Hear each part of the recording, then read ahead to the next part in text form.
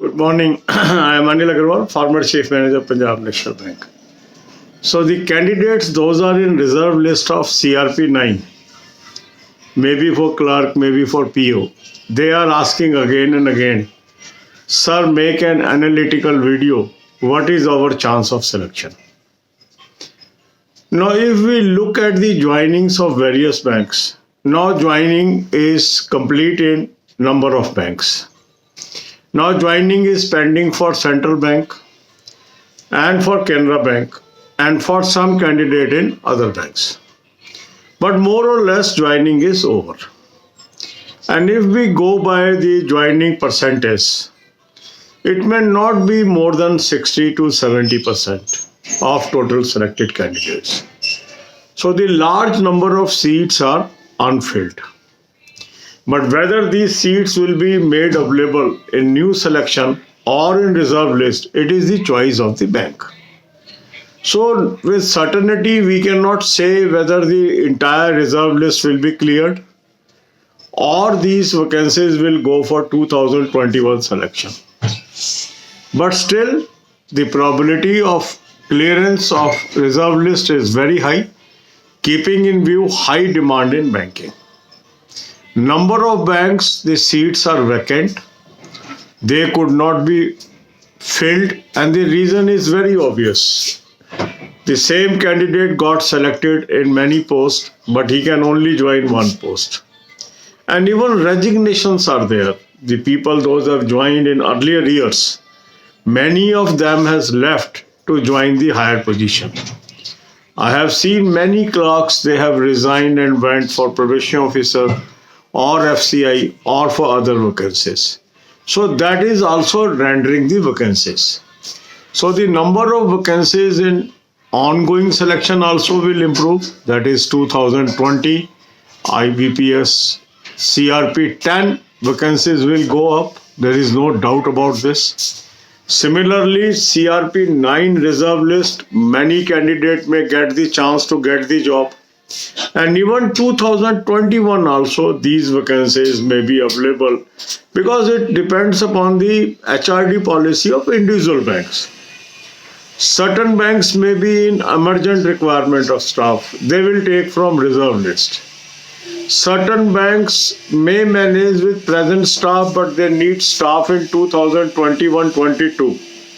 They will add vacancies in ongoing selection of CRP 10.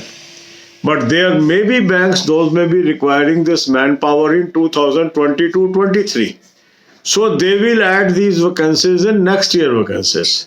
So it will depend upon the individual bank how they are having their retirement figures, how they are planning their business development, and how they are planning restructuring of their branches. As you are aware, the large number of banks merged into each other on 1st April 2020. And due to that, a lot of restructuring has to happen in 21. Because in 20, most of the banks have deferred the restructuring of their branches due to COVID situation. They simply manage with status quo. But now banks are planning to merge the branches, redeploying the staff, readjustment of branches, and this will unsettle the vacancies position in next 2-3 years. Some of the demand may be met out of reserve list, some of the demand may be met from CRP 10, and some of the demand may go in the next year selection of CRP 11. So the distribution of these unfulfilled vacancies and vacancies on retirement and on basis of business expansion, if some bank is carrying out, will find the scope of vacancies for reserve list, for CRP 10 and CRP 11. So fingers are crossed, chance is good, be optimist and you may get the job, but at the same time continue to prepare for future exams as well. God bless you all. अब यही बातें हम हिंदी में करेंगे.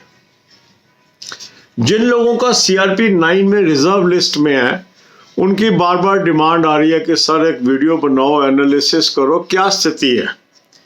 अब देखो, central bank और Canara bank को छोड़ के ऑलमोस्ट सभी बैंक्स की CRP 9 की ज्वाइनिंग कंप्लीट हो चुकी है।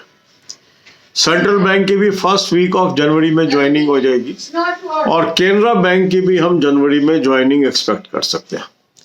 तो जब ये ज्वाइनिंग कंप्लीट हो जाएगी, अब बैंकों के पास क्लियर स्थिति है कि उनकी कितनी वैकेंसीज खाली रह गई हैं।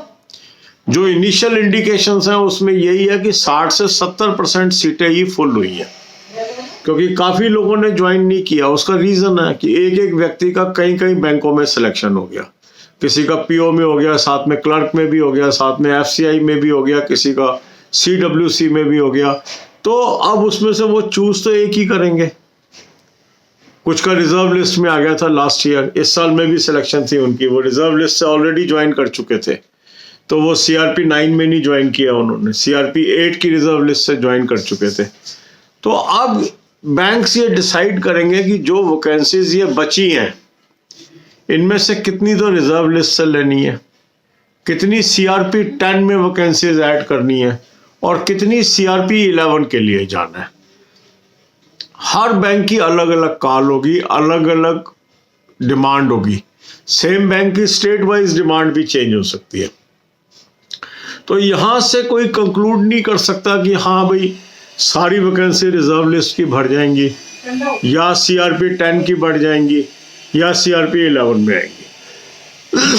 फिर अब क्या हुआ कि मार्च 31 को नंबर ऑफ बैंक्स मर्ज हो गए। जब मर्ज हो गए, उसमें रीडिप्लॉयमेंट ऑफ स्टाफ होनी थी, उसके अंदर रीस्ट्रक्चरिंग ऑफ ब्रांचेस होनी थी, ये सब डेफर हो गया।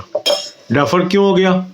क्योंकि कोविड सिचुएशन की वजह से वो डेफर करते गए बैंक, और अब सब ने 2021 में प्लान किया है उस रीस्ट्रक्चरिंग को। तो बैंक्स की ब्रांचेस मर्ज भी होंगी, स्टाफ भी रीडिप्लॉय होगा, कोई नई ब्रांचें भी खुलेंगी। तो उसके हिसाब से अब बैंक को इमीडिएट स्टाफ की जरूरत है या पूरे फाइनेंशियल ईयर में जरूरत है या अगले फाइनेंशियल ईयर में जरूरत है। तो ये वैकेंसी 3 हिस्सों में डिवाइड होंगी। कुछ रिजर्व लिस्ट से क्लियर हो जाएंगी, कुछ CRP 10 जो चल रहा है उसमें वैकेंसी इनहेंस करके वो ले लेंगे, और कुछ CRP 11 में लेके जाएंगे। तो अब कौन सी वैकेंसी किस में ऐड होती है, कौन सा बैंक कौन सी सिलेक्शन से लेता है, कितने लेता है, ये धीरे धीरे ही पता लगेगा।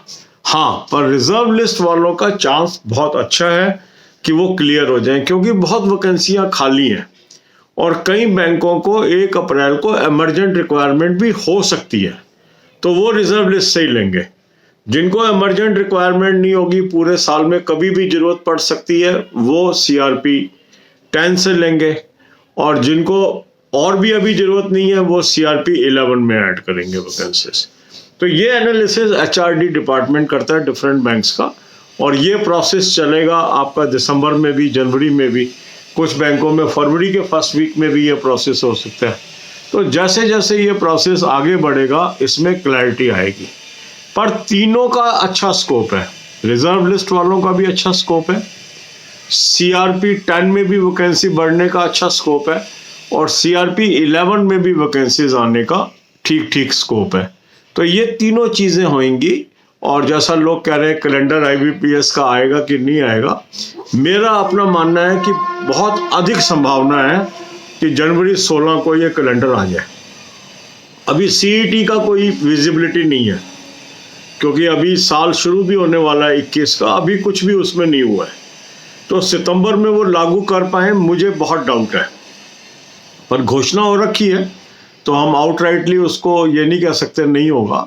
पर सरकार में जो भी घोषणाएं होती हैं, नॉर्मली ये देखने में आया है 1-2 साल डिले होना नॉर्मल सा होता है। अगर वो 21 का टारगेट लेके चल रहे हैं तो 22-23 के अंदर भी अगर लागू होता है तो हम ये मानेंगे कि हाँ, सरकार लागू करने में कामयाब हुई। क्योंकि अभी जो रेलवे का जो आपका एग्जाम होगा, जो जिसके अंदर 1 करोड़ से अधिक कैंडिडेट है, उससे काफी कुछ सीख मिलेगी। क्योंकि अगर CET लागू होना है तो कई करोड़ कैंडिडेट्स का एग्जाम लेना पड़ेगा पहली बार में। तो वो उतना इंफ्रास्ट्रक्चर है या नहीं है, उस इंफ्रास्ट्रक्चर को कैसे खड़ा किया जाएगा, कितना पैसा लगेगा, ये सारी चीजें बहुत विचारणीय है।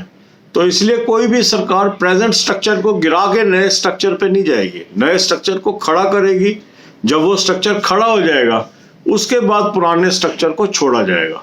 तो मेरा मानना यह है कि जनवरी के अंदर हम कैलेंडर देख सकते हैं, जनवरी में कैलेंडर देख सकते हैं। तो बैंकिंग के एग्जाम आएंगे, अपनी तैयारी प्रेजेंट पैटर्न से कंटिन्यू रखिए।